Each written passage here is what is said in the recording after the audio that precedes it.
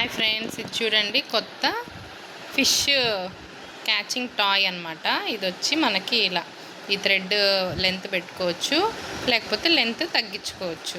So దీనికి టిప్లో fish పట్టడానికి ఇక్కడ ఒక మ్యాగ్నెట్ ఇచ్చారు.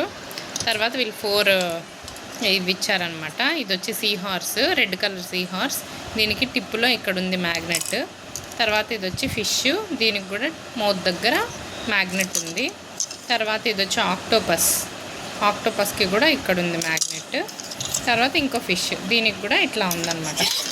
సో మనం ఇప్పుడు ఫిష్ ఎలా పట్టాలో చూద్దాం. అది పెట్టి ఇట్లా ఒక నిమిషం చూడండి. ఇది తీసి ఇట్లా ఒక నిమిషం మ్యాగ్నెట్కి ఇలా అంటించాలి. ఇప్పుడు అంతే, అది క్యాచ్ అవుతుంది. ఇప్పుడు దాన్ని రొటేట్ చేయి వెనక్కి.